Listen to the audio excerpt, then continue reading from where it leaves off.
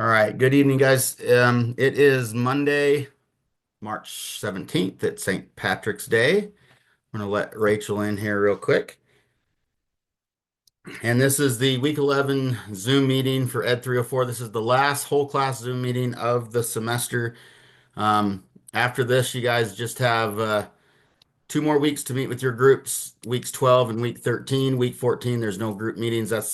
Week 14 is kind of a half week anyway. It's got a few altered due dates. So when you're going through the module in week 14, kind of pay attention to that because the semester ends not on Saturday. I think it ends on a Thursday, but I could be wrong. But just pay attention to those due dates for those assignments in week 14. I think there's only two of them really, but they're a little bit different. You don't have all the way till Saturday to complete your assignments like you normally do. So just be aware of that. Um, and I'm gonna go through some of the slides for the week 11 presentation here. Looking for about 30 to 45 minutes is what I'm trying to steal from you guys tonight.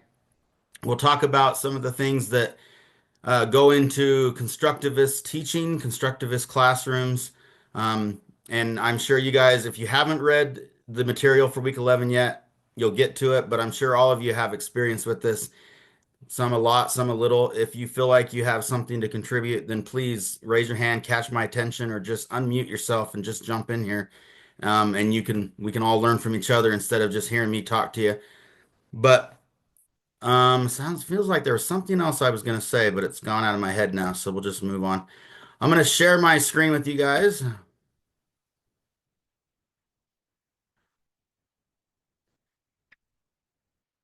And so what we're looking at here is the week 11 presentation in the module in Canvas, talking about constructivist views of learning.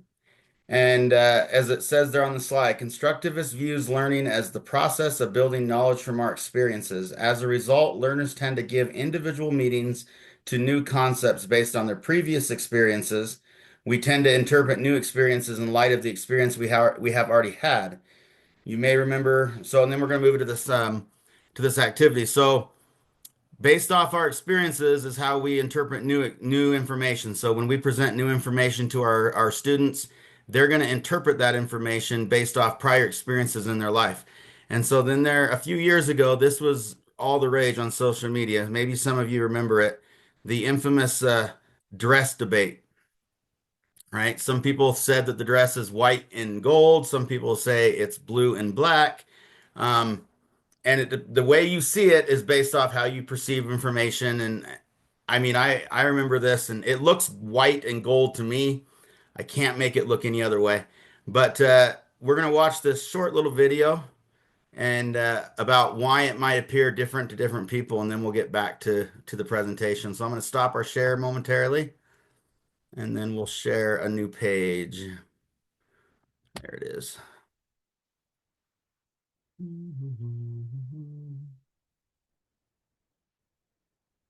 Okay. Alright, so the world has seemingly become utterly divided on this dress. What colors do you see? On the one hand, we have team black and blue. On the other, team white and gold. We asked on Twitter and got hundreds of responses for both white and gold and black and blue. For what it's worth, we both saw black and blue and thought this was a massive prank at first. So how can it be possible for people to see it so differently? It's a phenomenon known as color constancy. Take this cube, for example. The middle square on the top appears to be a shade of brown, while the one on the side looks much more orange. But in actuality, they're both the exact same color. We promise we haven't cheated here or done any trick photography. Instead, our brain looks at the context, sees a shadow, and instantly thinks, oh, shadows make objects appear darker. And so the brain compensates and interprets the square as lighter than it appears, until the shadow is taken away. Back to the dress, and we have a similar situation, except here the context is very arbitrary. We're so close up to the dress that we don't really know its surroundings, and the brain has to make assumptions. People who picture the dress as white have brains which may be interpreting the dress in a blue lit room, for example, as in it's near a window with a bright blue sky. It makes perfect sense then that the white dress would be tinted blue and that the gold color wouldn't really change. On the other hand, the brains of people who see it as black and blue may be interpreting the dress in an artificially lit setting, like somewhere with yellow lights. As a result, the brain sees the gold as just a reflection off of the black and believes that the blue has been unaffected. Chances are that this image just happens to be perfectly ambiguous to our brain, meaning it all comes down to individual perception and even how and where you view the image. From a factual standpoint, the dress is blue. In fact, here are some other pictures of it. But this is a beautiful example of how our brains have evolved to interpret the world around us without us even realizing. Want more answers to the world's... Okay. So we'll stop the share here for a second. Again, I can't see it any other way except for gold and white. So it's interesting though, because going back to what our opinion of constructivism is it's based off our brains calling upon previous experiences that help us interpret the information that we're getting.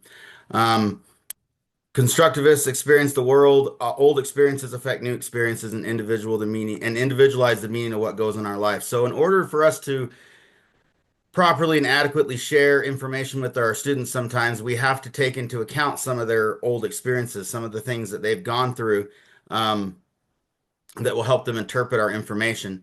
And if they don't have experiences that we can use, then we have to build those experiences for them, which gets us into concepts like scaffolding and tapping into prior knowledge and things like that. So I'm going to share, or the presentation is going to share, two experiences, and we'll read through them real quick. First one is Marissa. Okay, so Marissa is skating for the first time. Two friends are with her. One of her friends gets a skate trainer for her, while the other helps her to stay upright. Marissa is able to use the trainer to stand up as she learns to balance on her skates. Her friends skate beside her to talk with her and help her if she falls. Marissa is now in her ZPD. She is gaining necessary skills with the help of others more competent than she and a physical tool that supports her learning scaffolding. So Marissa is learning how to skate and she has those supports in place. She's got friends who are helping her, are encouraging her, and she also has that physical tool to help her from falling down. We compare Marissa's experience with that of Lydia's. Oh, where's Lydia's at? Oh, Lydia's is up here. I skipped Lydia's. Lydia has never been on ice skates before. She goes to the skating rink with some friends and is going to try skating for their first time. Her friends quickly put on their skates and enter the rink. Lydia slowly tries lacing up her skates and then with wobbly ankles goes onto the ice. She falls down immediately. After several unsuccessful tries, she gives up in frustration and leaves the rink. Okay, Lydia's in a state of frustration. She's probably not going to learn very much about ice skating. So the question that is asked is what's the difference between Lydia and Marissa's experiences? And I think it's easy for us to tell that the difference is in the amount of support they had. Lydia had basically no support, no physical tool to help her. Her friends weren't even really interested in helping her. They got on their skates and they took off, whereas Marissa had lots of support. And so it's easy to see that Marissa is going to be more successful in learning how to skate, at least early on, and probably just in general too, because it's even said Lydia gave up, right? And so we can think about this as our classroom students. If we provide supports for our students and scaffolding, building their prior knowledge, encouraging them, giving them tools. I mean, if I'm trying to help my kids in a reading class, a skate trainer like Marissa has there is not going to help them very much, but I do have tools that I could give them to help them, like graphic organizers, peer groups, all kinds of different scaffolding techniques, chunking up the information, things that I could do as a teacher to help support them. And the students that have that support are going to do much better than those students that I might just put into a corner and say, figure it out on your own. We're going to be over here, don't bother us type thing. And this is not brand new knowledge. Even those of us, even those of everyone else out in the world who has never taken an education course or been involved in something like that, I think they would understand that concept that the more support you have, the better that you're going to be able to learn something and be able to produce that learning. And so these are just some tips that you will see in a constructivist classroom. In a constructivist classroom, learners are active in their learning. Okay. And these are some of the things that what that means, active in their learning. So learners are not passive in their learning. I know people like to give the old cliche example of the teacher that just stands up there and lectures, the sage on the stage, right? And we still see that in education today. And I'm not saying that sometimes that's not even a proper way to do things. But if you want a truly constructivist classroom and be a constructivist classroom teacher, there's three S's in that word. I just realized that. Um, that learners have to be active in their learning. They can't just be passive in it. They got to be participatory. In a constructivist classroom, we are going to seek and stress the importance of human experience. So we're going to see the students experiencing things. Constructivism is built off experiences. If the students aren't having those new experiences, then they're going to be less likely to learn things, hands-on materials, manipulatives. I remember a few years ago when I was teaching fifth grade, and our principal said that every math lesson should have manipulatives. And I kind of struggled with that for a little bit until I got to where I could learn some of the ways to use the different manipulatives that the school had provided for us. And it was a lot more positive experience teaching math. The kids got more out of it and they enjoyed it more as well. I think back to my elementary days, if I'd had more manipulatives in my math class, maybe I would have enjoyed it more because math was something that was always a struggle for me. But the kids liked it, playing with their hands and learning that stuff, having those experiences was more meaningful to them. Constructivist classrooms, there's a comfortable exchange of ideas and opinions. This is true in just about any classroom. And I think in week 10, there was that worksheet that you guys had to complete where it talked about, I think his name was Frank. It was the last question on there. And Frank was always saying negative things every time one of his classmates would say something, regardless of whether you're trying to build a constructivist classroom or not. If the students in your class feel that they're going to be mocked, reprimanded, made fun of, or ignored, then they're going to be less likely to exchange their ideas and their thoughts and their opinions. But if they know that their ideas and opinions are going to be greeted kindly and they're going to be able to feel comfortable, then they're going to exchange that more. And constructivist classroom has to have that free flowing exchange of ideas and opinions. Okay, and so those are just some of the things you'll see in a constructivist classroom, and then it all culminates with this example that the presentation shows us. And this is kind of a pretty classic, I think, activity. Maybe we've all done this in classrooms at one time or another. But it's the debate lesson, where you have a topic and you got to decide what side of that topic you run on or you land on. So this one says that a high school history teacher wants her students to understand the controversy over the bombing of Hiroshima and Nagasaki. She first asked the class members to express their opinions on whether or not the United States' actions were justified. Second, she divides the class into two camps, those who agree with the decision and those who do not. Third, after that, she gives each of the groups a set of documents to study. Both sets of documents include primary documents written as close to the bombings as possible. Fourth, she asked the group of students who originally thought the bombing to be justified to argue against it, and the group of students who thought it should not have happened to argue for it. So she had the students switch sides. And then finally, she has them write an essay, defend their opinion, and use the primary source documents that she gave them to justify their study. Okay, perhaps if we're in the classroom, maybe we've done something like this before, or if any of us that have gone through education, I think we've had at least one experience exactly like this or similar to it, where we're asked to pick an opinion or a side, and then after research, try to see how the other side um, believes what they believe. And so, some questions to consider, and I just want your guys' thoughts on this. In what ways does the previous scenario fit with the constructivist point of view of what we just briefly went over?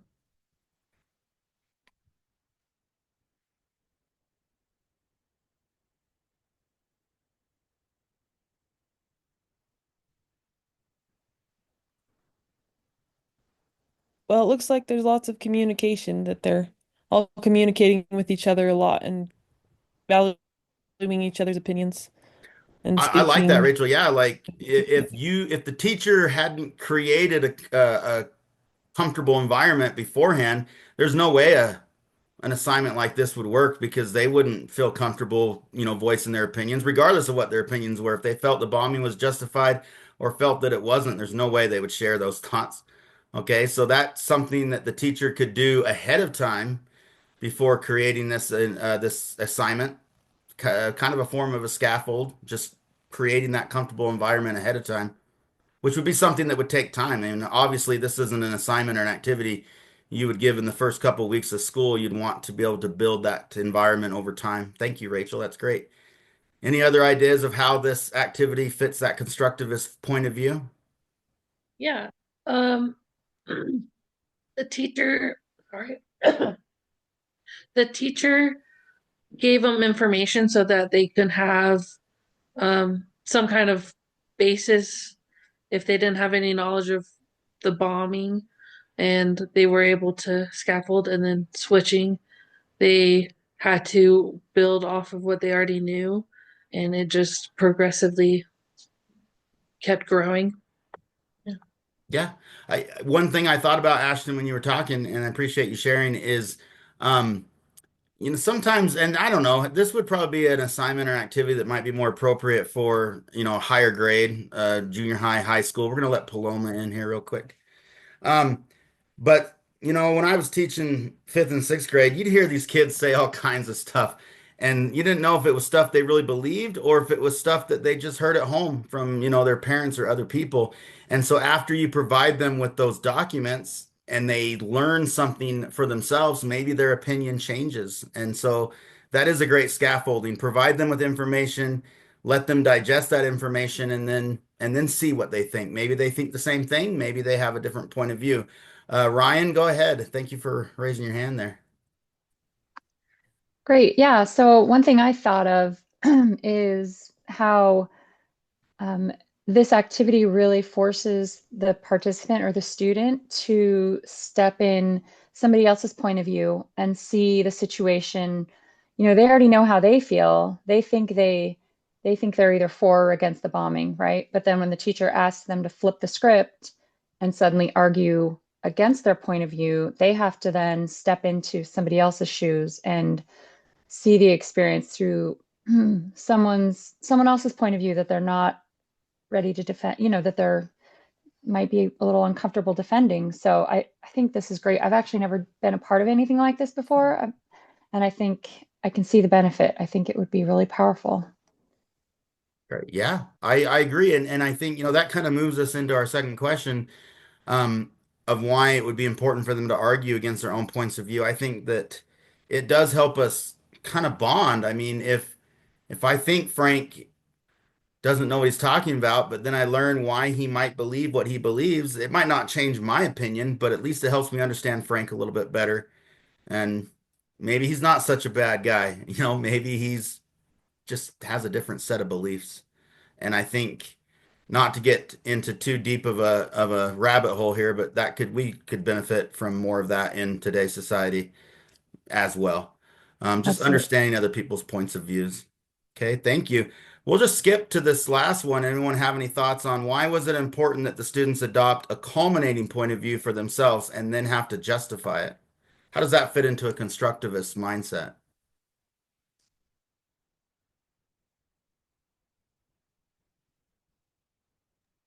So Can you ask? Oh, sorry.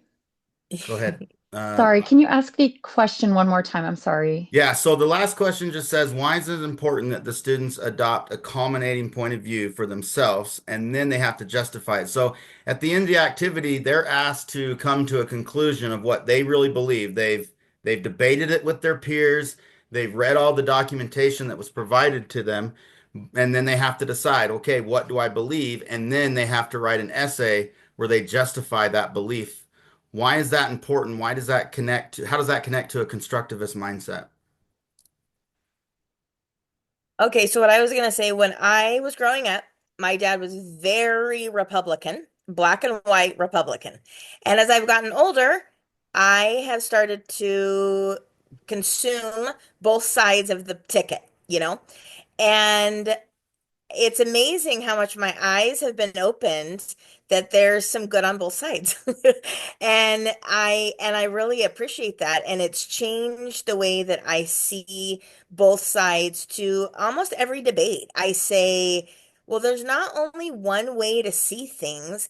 And so it's really helped me to understand um that there's something to learn from both sides. So if these students, at first were like die hard, this is the way it is, but then they were able to broaden their minds a little bit and be a little more receptive to the other side, then that is, then they can, and then they have to justify it even, then it really, not only does it help them with this argument, to really, understand both the two options, but also in the future, they can be quicker to say, well, I want to hear a little bit about the other side. I'm not just gonna dig my feet into this opinion until I've given myself an opportunity to see what the other side has to say. I would hope, at least. Yeah, you read my mind, Teresa, because that's exactly what I was thinking too. Like it doesn't just help them for this one activity. It helps them later in life. They have now, through active learning in the classroom, they've had an experience that can help them the next time they're presented with some information that they don't know too much about or that they're unsure about. They can draw off that experience that, hey, just like with that bombing activity I did in class, I can research a little more about this topic and really find out what I believe and why I believe that way. Critical thinking skills, I think that's great. Yeah, there was someone else that was going to say something besides Teresa. Is there someone that still want to make a comment?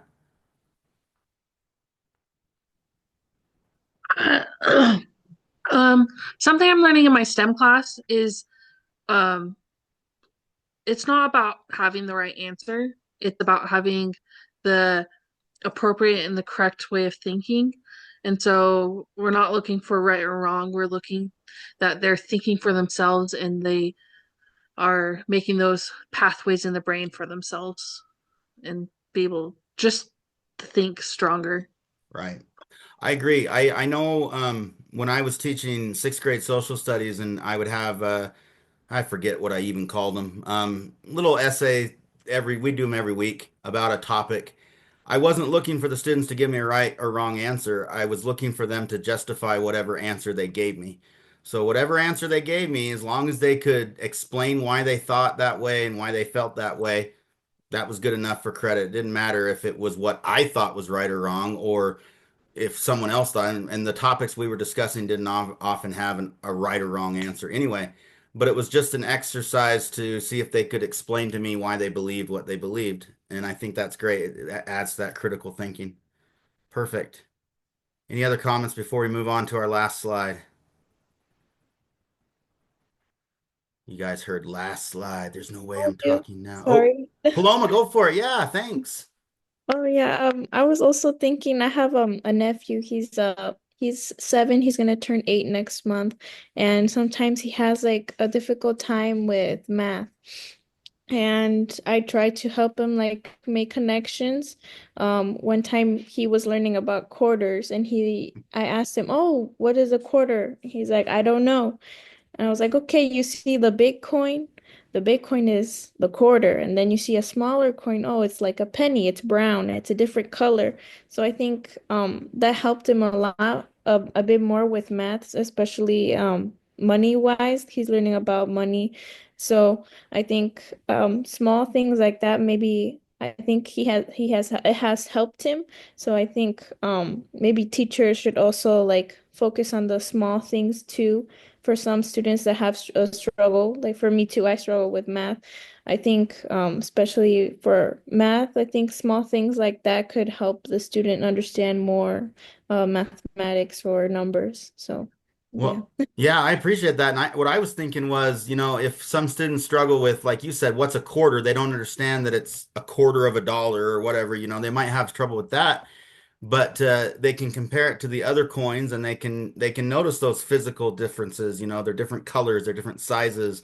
The dimes have those little ridges on the edges where the nickels don't, and yeah, I think that's great. Just looking at different ways of explaining it to the students. Perfect, Paloma. Thank you. All right. So the main thing about constructivist classrooms is that lessons are focused on the students in those classrooms.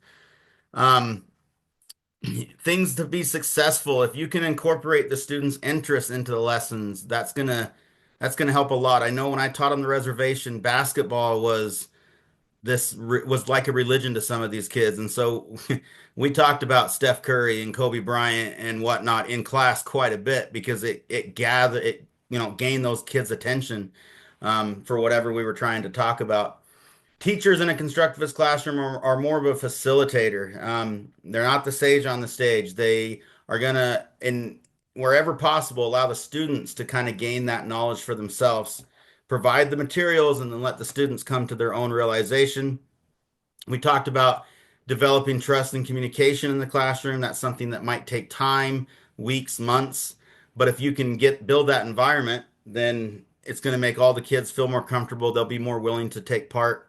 Um, and then the next one, take part in the decision making. Students are going to be more willing to direct the lesson, give students leadership opportunities, and then feedback is always important.